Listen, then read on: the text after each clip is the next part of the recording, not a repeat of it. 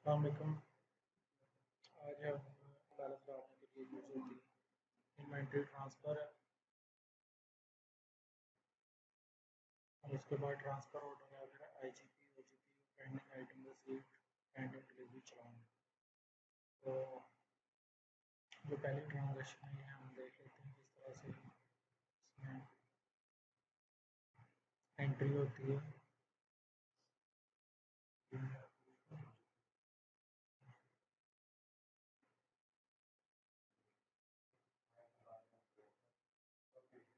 Inventory adjustment की transaction है। यहाँ पर आपके जो ओपनिंग स्टॉक है सिस्टम का वो आप डालेंगे।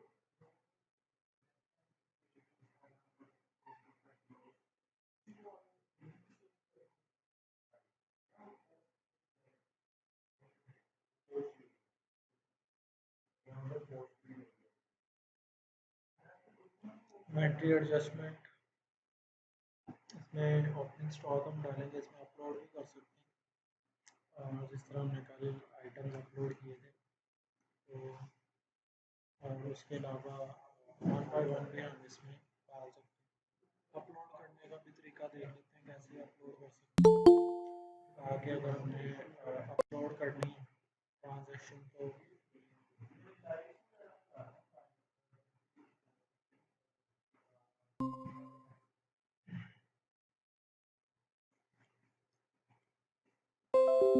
इन्वेंट्री एडजस्टमेंट का हम टेम्पलेट डाउनलोड करते हैं, इसमें कुछ आइटम्स डाल के तो उसका इकट्ठा स्टॉक अपलोड करेंगे जैसे हमने कल अपलोड हो चुका।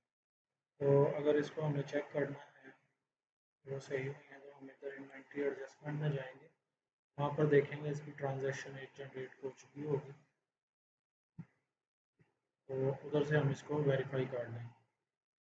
ये 1 नवंबर की एक ट्रांजैक्शन जो अभी हमने डाली है ये बन चुकी है, तो व्यू भी कर सकते हैं एडिट भी कर सकते हैं। तो इससे मतलब जो सिस्टम में स्टार्टिंग आपने इन्वेंट्री डालनी है वो आप यहाँ से डालेंगे। वन बाय वन मैनुअली भी डाल सकते हैं अगर थोड़े आइटम हैं 50-60, नहीं तो अगर ज़्यादा हैं तो आप फिर इसको अपलोड भी कर सकते हैं। ये हमने कोड लिया था ओपनिंग स्टॉक का, उसका नाम हमने लेना, नीचे सारी ट्रांजैक्शन जितने भी एंट्री थी क्योंकि कोड हमारे को ओपन थे तो उसके लिए पहले कोड भी सेम ओपन होने चाहिए। कोड ओपन थे उसकी यहाँ पर क्वांटिटी आ गई है, रेट आ गया, टोटल उसकी अमाउंट भी बन गई है।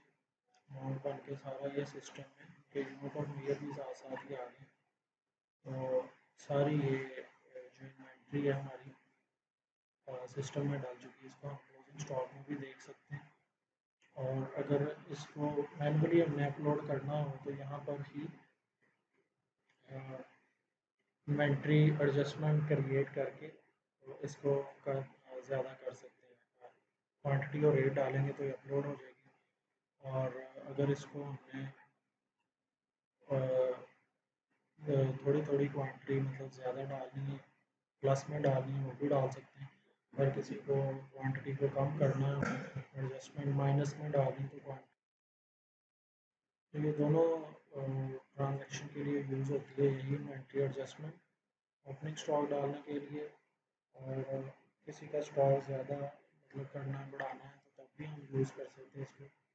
किसी का अगर स्टॉक कम करना है तो तब भी यूज़ कर सकते हैं। ये इसकी रिपोर्ट आ गई, हमने स्टॉक डाला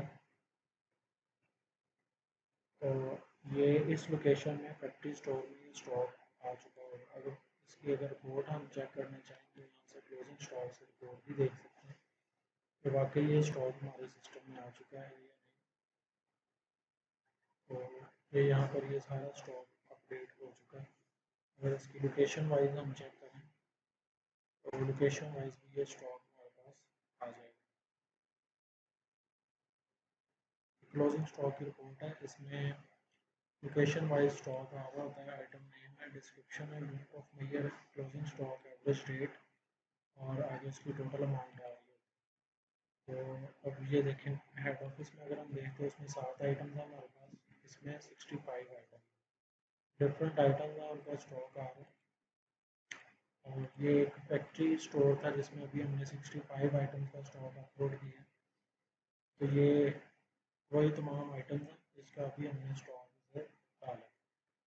तो ये क्लोजिंग स्टॉक की रिपोर्ट है, यहाँ से हमें पता चल गया। और अगर किसी का हमें लेजर देखना है तो इधर ही क्लिक करेंगे, ये उसका लेजर भी ओपन हो जाएगा। ये 1 नवंबर को ये स्टॉक अपडेट कर चुका है इसमें इस रेट के साथ। 65 रेट था और 110 उसकी क्वांटिटी है। किसी भी आइटम का हम स्टॉक यहाँ से देख सकते हैं। उसको सर्च करके उसका स्टॉक हम यहाँ से देख सकते हैं। ये आइटम लेजर की रिपोर्ट होती है। इसकी रिपोर्ट्स भी हम सारी डिस्कस करते हैं। अभी मैं इसकी अगली ट्रांजेक्शन पे जाता हूँ जो है इन्वेंट्री ट्रांसफ़र। ये हमारी होती है ट्रांजेक्शन एक स्टोर से दूसरे स्टोर में ट्रांसफ़र करने के लिए यूज़ होती है। जैसे कि हमारे पास मल्टीपल स्टोर हैं, हेड ऑफिस है, रॉ मटेरियल है, स्टोर है, फैक्ट्री स्टोर है, तो एक स्टोर से दूसरे स्टोर में स्टॉक को ट्रांसफ़र करने के लिए हम यूज़ करते हैं। जैसे अभी हमने स्टॉक डाला है फैक्ट्री स्टोर में, उसमें से कुछ आइटम्स अगर मैंने हेड ऑफिस में दूसरे स्टोर में ट्रांसफ़र करनी है, यहाँ से हम लोकेशन सेलेक्ट कर लेंगे, from location factory store to location raw material store. और फैक्ट्री स्टोर से रॉ मटेरियल स्टोर में हम कुछ आइटम्स ट्रांसफ़र करेंगे। यहाँ पर आइटम सेलेक्ट कर लेंगे। आइटम सेलेक्ट करने के बाद उसका बैलेंस भी यहाँ पर आ जाएगा।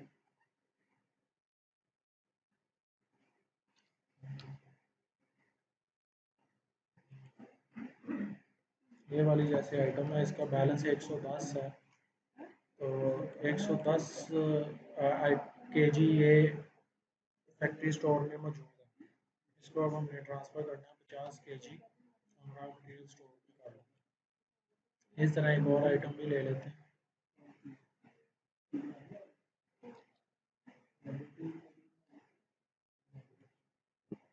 ये वाली आइटम ले लेते हैं। इसका भी 120 किलो स्टॉक मौजूद है। तो ये हम 60 केजी हम ट्रांसफ़र कर लेते हैं। इसका रेट भी ऑटो ही आ जाएगा यहाँ पर। आज की डेट में हम इसको ट्रांसफ़र कर दें। तो डेट हम पिछली डेट में भी कर सकते हैं। अब इसको मैं सेव किया तो इस स्टोर में से ये ट्रांजेक्शन स्टॉक है वो निकल के दूसरे रॉ मटेरियल स्टोर में ये ट्रांसफ़र हो जाएगा।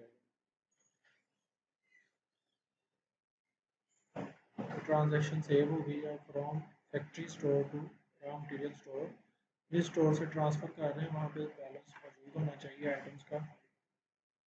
तो फिर वो दूसरे स्टोर में इसको ट्रांसफ़र कर दें। तो अभी हम इसकी रिपोर्ट भी देख लेते हैं कि उसमें ये ट्रांसफ़र हो चुका है या नहीं। यहाँ से भी रिपोर्ट देख सकते हैं।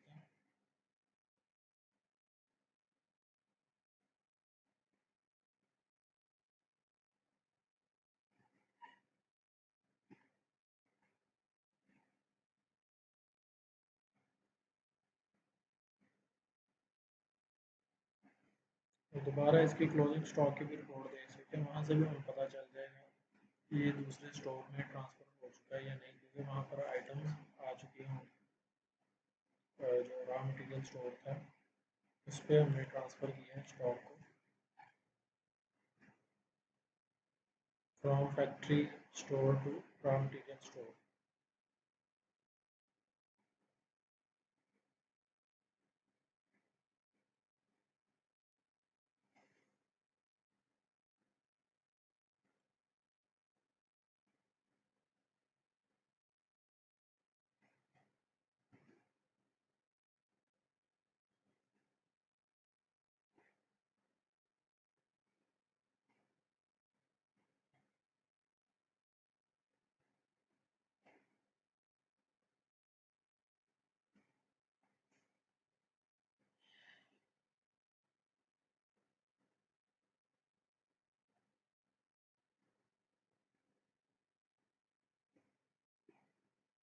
इसके लिए वो सब्सिडरी जो है वो भी सेम नहीं होनी चाहिए।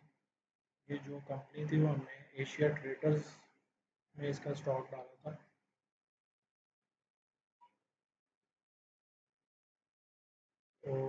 वो कंपनी भी सेम होनी चाहिए, फिर ये स्टॉक को ट्रांसफ़र करना, फिर ये एंट्री सेव नहीं हुई प्रॉपर्ली, जिसकी वजह से ये स्टॉक ट्रांसफ़र नहीं हुआ। तो इसको हम दोबारा एक बार एंट्री करके चेक कर लेते हैं।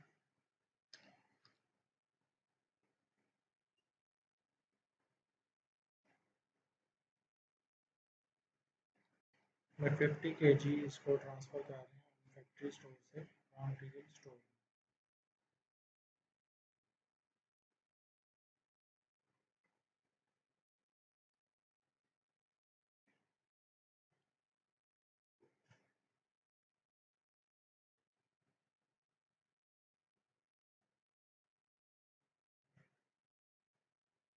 इसके ऊपर टोटल अमाउंट और क्वांटिटी भी बन जाएगी।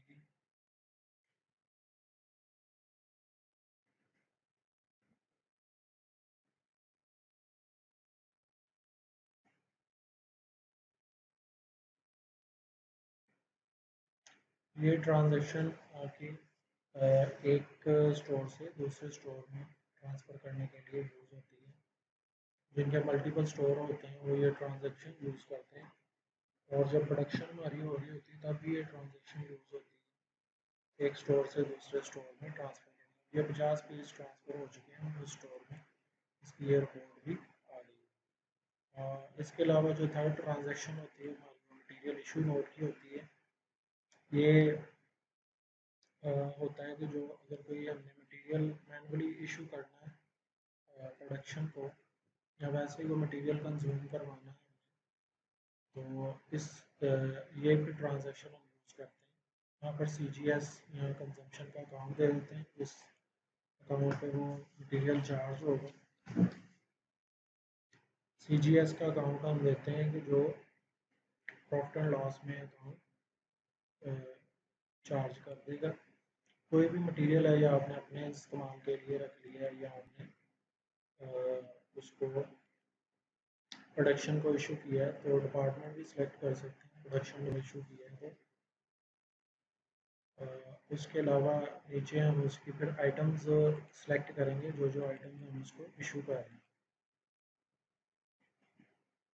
कोई भी चीज़ें हो सकती हैं, कुछ लूज टूल्स वगैरह, या कुछ आपकी जो डेली रूटीन की कंजम्पशन की एंट्रीज होती हैं वो भी आपकी हो सकती हैं।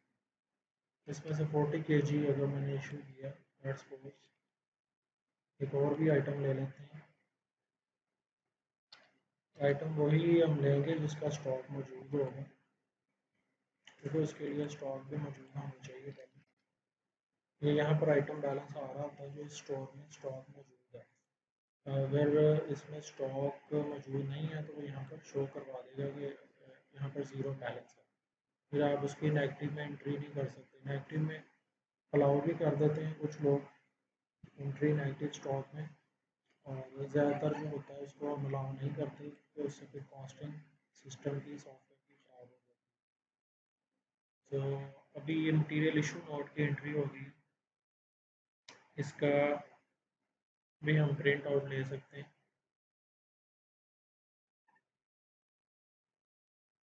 मटीरियल इशू रिपोर्ट, तो इसमें ये होता है कि ये जो आपका मटीरियल है ये कंज्यूम हो जाएगा CGS का अकाउंट में। यहाँ पर इसकी काउंटिंग भी हम देख सकते हैं। CGS जो रॉ मटेरियल है वो डेबिट हो जाएगा, CGS finish material stock in trade credit, और इसी तरह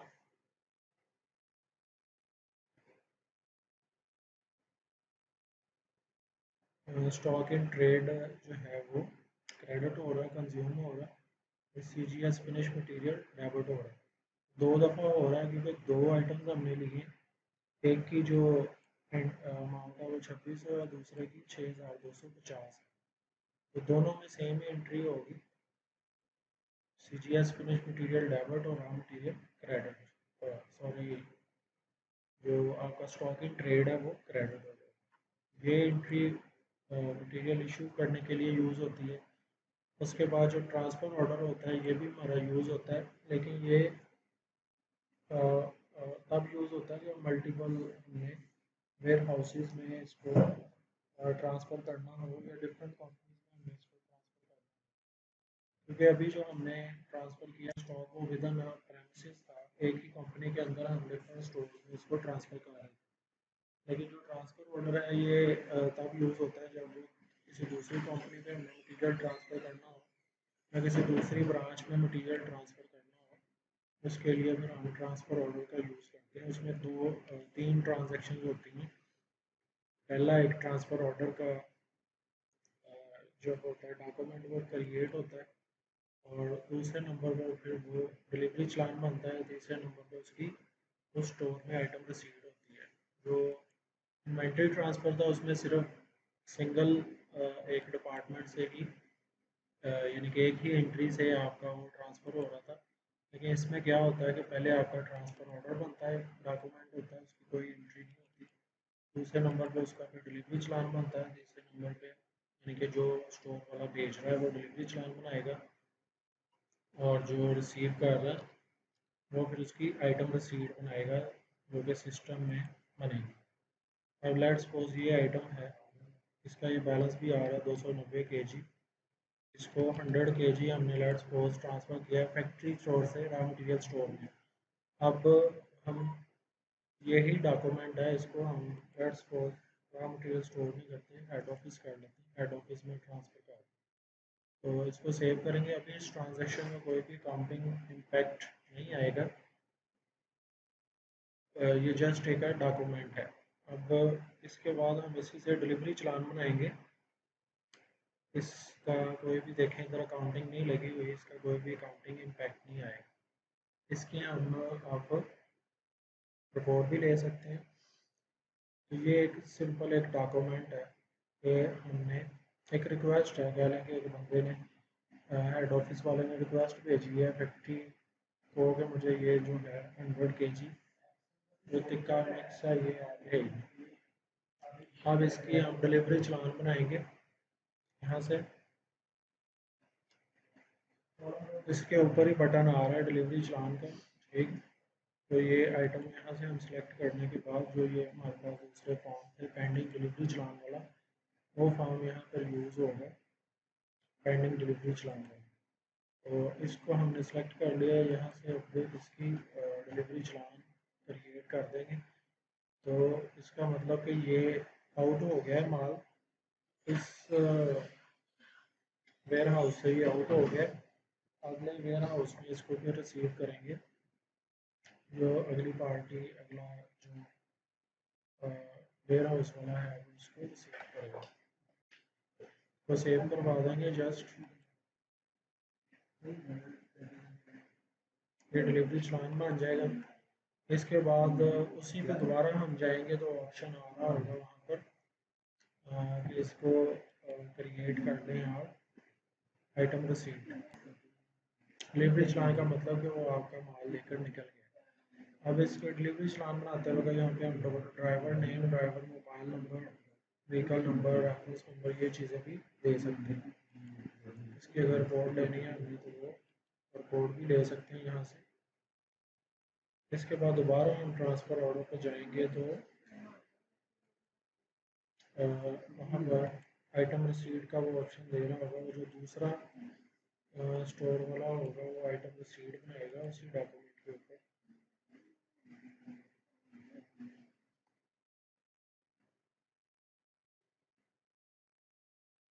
अब इसका स्टेटस आ रहा है पेंडिंग फॉर आइटम रिसीट।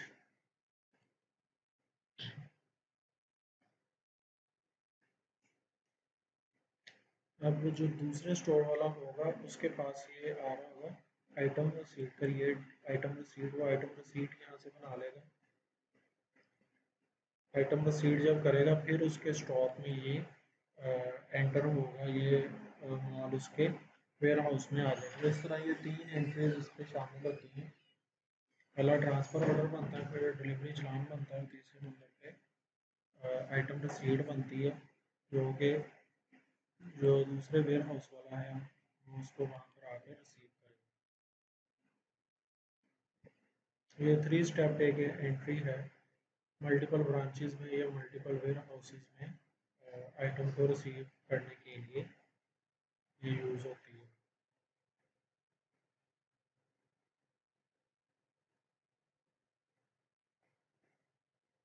तो यहाँ पर ये खुद ही आइटम जो है वो आ जाएगी, क्वांटिटी वगैरह इसकी जस्ट क्वांटिटी होती है इसमें, डिलीवरी चार्ज में भी और आइटम रिसीट में भी।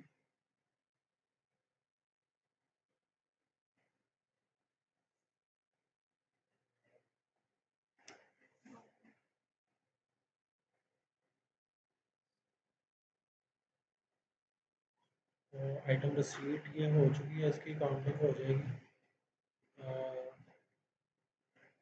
इसमें जो इंटर कंपनी अकाउंट ट्रांसफ़र होते हैं वो हम यूज़ करते हैं कि एक एंट्री इंटर कंपनी ट्रांसफ़र का जो अकाउंट है वो यूज़ होगा।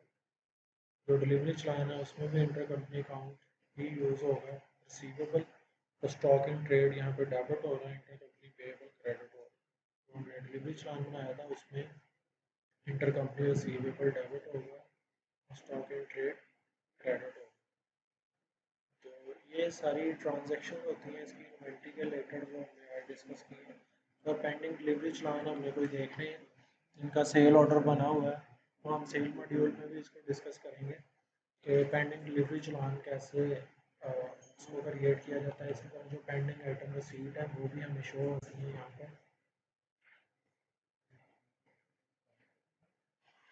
इसके अलावा गेट पास मैनेजमेंट होता है जो मैनुअली हम बना सकते हैं। अगर कोई चीज़ बाहर हमने भेजनी है रिपेयर के लिए, या कोई चीज़ वैसे ही आई है हमारे पास इन करनी है, तो ये मैनुअली उसके लिए मैनुअल गेट पास आउट और गेट पास इन बनाया जाता है। इसकी कोई भी काउंटिंग ट्रांजैक्शन नहीं होती, जस्ट ये रिकॉर्ड पर्पस के लिए होता है। कोई चीज़ आप बाहर भेज रहे हैं रिपेयर एंड मेंटेनेंस के लिए, तो उसको आप ये उसके लिए आप ये यूज़ कर सकते हैं। गेट पास यहाँ पे आप क्लिक कर देंगे, रिटर्नेबल है तो उसको बटन को एक्टिव कर देंगे। ये आइटम रिटर्नेबल है। कोई भी चीज़ है जिसको अगर आपने भेजना है बाहर, जैसे कोई स्टील पाइप है उसको आपने भेजना है बाहर, एक क्वांटिटी है उसको आप रिपेयर करने के लिए भेज रहे हैं। यहाँ पे रिपेयर आप लिख के इसको गेट पास आउट करते हैं, तो एक डॉक्यूमेंट जनरेट हो जाएगा जो कि आप गेट कीपर को दिखाकर ये आइटम बाहर ले जाएगा और उसका एक गेट पास आउट बन जाएगा। अब उसी आइटम को जब वापस आनी है तो फिर वो उसी के अगेंस्ट इसको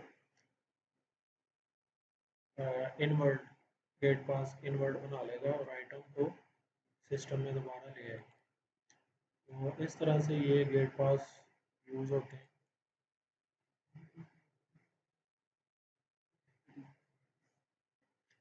पेंडिंग आईजीपी रिटर्नेबल यहाँ पर हमें शो हो रहा है बटन। यहाँ पर अगर हम जाएंगे तो जो हमारे पेंडिंग आईजीपी फॉर रिटर्नेबल है वो हमें शो हो जाएंगे। उसको हम सेलेक्ट करके तो गेट पास इन है जो वो हम बना सकते हैं। गेट पास आउट की लिस्ट हम यहाँ पे क्लिक कर सकते हैं, हमें सारे शो हो जाएंगे। तो इसके अगेंस्ट हम गेट पास इन बना लेंगे।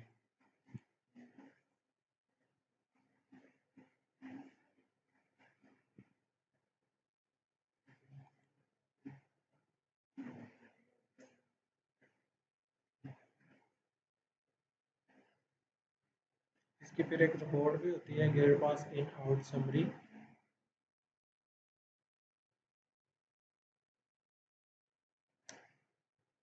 Gate pass in out summary भी होती है जहाँ से हमें पता चल जाता है कौन कौन सी चीज़ें बाहर गई हुई हैं जो कि वापस आनी है। ये भी गेट पास रिटर्नेबल, ये भी इनवर्ड और आउटवर्ड दोनों ही सूरतों में बना सकते हैं कि कोई चीज़ रिटर्नेबल है, इन करते हैं तो बाद में उसको फिर आउट भी हमने करना होता है। तो ये दोनों तरह से आपका गेट पासिस बन सकते हैं, गेट पास इनवर्ड और गेट पास आउटवर्ड। वही स्टील पाइप है उसको हम फिर दोबारा लिख देते हैं, एक क्वांटिटी वापस आ गई है। तो जब रिटर्नेबल करेंगे तो जो इसका रिटर्नेबल का फॉर्म है वहाँ पर हमें ये शो करेगा।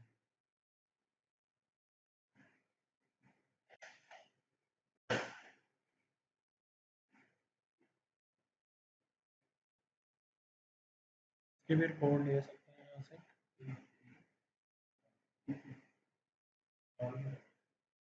गेट पास इन की रिपोर्ट है। तो इसकी बाकी कुछ इन्वेंट्री की रिपोर्ट्स होती हैं, वो भी हम डिस्कस कर लेते हैं। क्लोजिंग स्टॉक की रिपोर्ट है, ये आइटम लेजर है। इसके बाद स्टॉक मूवमेंट की रिपोर्ट होती है, जिससे पता चलता है कि कितना स्टॉक है आपका, ओपनिंग बैलेंस कितना था, रिसीव क्वांटिटी कितनी हुई, इशू क्वांटिटी कितनी है और क्लोजिंग क्वांटिटी कितनी है। ये हमारे पास हर आइटम का ये ओपनिंग बैलेंस होता है स्टार्टिंग पीरियड पे, रिसीव क्वांटिटी है, इशू में जो सेल क्वांटिटी वो आएगी और क्लोजिंग बैलेंस यहाँ पर आ रहा होता है किसी भी आइटम का, ये हम देख सकते हैं। इसके बाद आइटम का लेजर होता है, यहाँ से हम अगर क्लिक करें तो आइटम का लेजर भी हमारे पास आ जाएगा।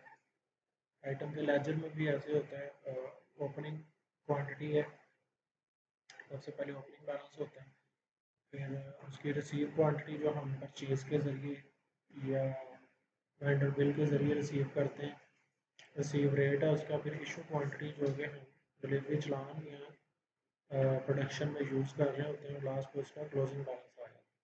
फिर आइटम का लेजर है, डिटेल आइटम लेजर। इसके बाद store wise closing balance report, जिसमें कि हमारे पास आ जाती हैं डिफरेंट स्टोर में क्या क्या मटेरियल पड़ा हुआ है, सब स्टोर का हमें बता देते हैं। ये फैक्ट्री स्टोर है, ये हेड ऑफिस है, ये रॉ मटेरियल स्टोर है। इसमें जो जो क्वांटिटी पड़ी है वो सारी हमें बता रहे हैं।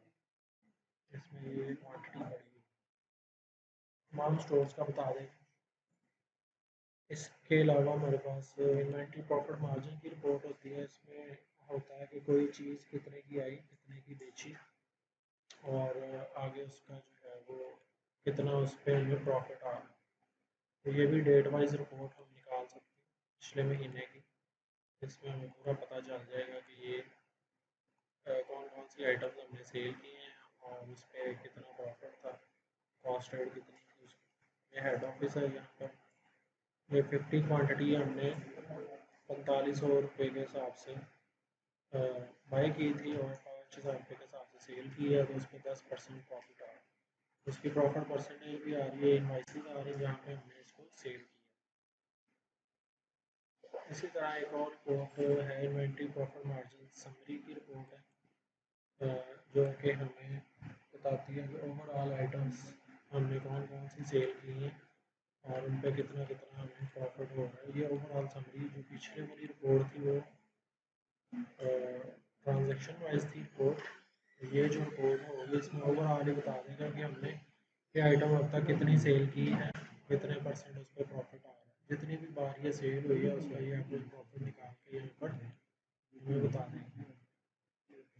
इसके अलावा इन्वेंट्री ट्रांसफ़र की रिपोर्ट है कि जो हमने इन्वेंट्री ट्रांसफ़र की है एक लोकेशन से दूसरी लोकेशन में, उसकी रिपोर्ट आ गई है। 50 क्वान्टिटी हमने ट्रांसफ़र की थी फैक्ट्री से रॉ मटीरियल, तो ये उसकी रिपोर्ट आ गई है, ठीक है। इसके अलावा एक हमारे पास रिपोर्ट आ जाएगी जो ओपनिंग मतलब कि इन्वेंट्री एडजस्टमेंट की रिपोर्ट है।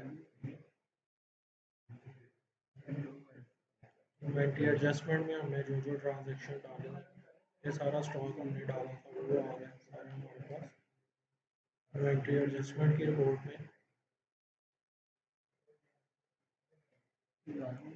इसके अलावा इसमें जो ट्रांसफ़र ऑर्डर की रिपोर्ट है, मिनिमम स्टॉक की रिपोर्ट है, रीऑर्डर लेवल है, एक्विजिशन है। तो ये है ट्रांसफ़र ऑर्डर के, हमने जो एक स्टोर से दूसरे स्टोर में ट्रांसफ़र किया, ये 100 पीस हमने ट्रांसफ़र किए थे, तो ये उसकी रिपोर्ट आ रही है।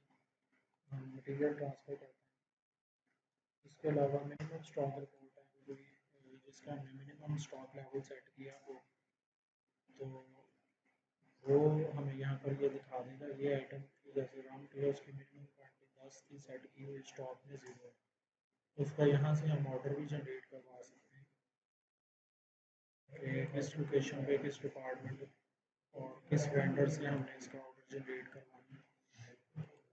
तो यहाँ से हम उसका ऑर्डर भी एक्विजिशन या परचेज ऑर्डर जनरेट करवा सकते हैं।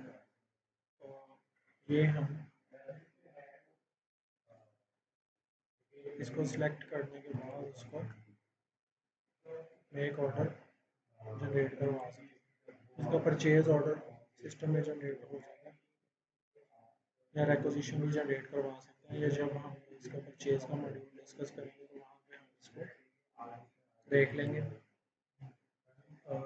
उसके बाद है रिक्वेजिशन, ये भी उसके रिलेटेड है, री ऑर्डर लेवल की रिपोर्ट है, आइडल स्टॉक, बाकी ये हमारी आगे हम फर्दर इनको डिस्कस कर लेंगे। अभी तक के लिए ये जितनी रिपोर्ट्स थी वो हमने डिस्कस कर ली। जो हमारी ये री ऑर्डर लेवल है, दोबारा ऑर्डर करना है, ठीक है, उसके लिए जो क्वांटिटी है वो आइडल स्टॉक रिपोर्ट है कि जो हमारा स्टॉक यूज नहीं हो रहा काफ़ी दिनों से, तो वो स्टॉक यहाँ पे शो करवा देता है, ये सारा स्टॉक है। तो इसके अलावा बस ये आइटम डिटेल लेजर की रिपोर्ट्स हैं, ये जो लॉट आइटम होती है उसके लिए यूज़ होती हैं। हम कोई लॉट आइटम क्रिएट करके उसको परचेज करेंगे, सेल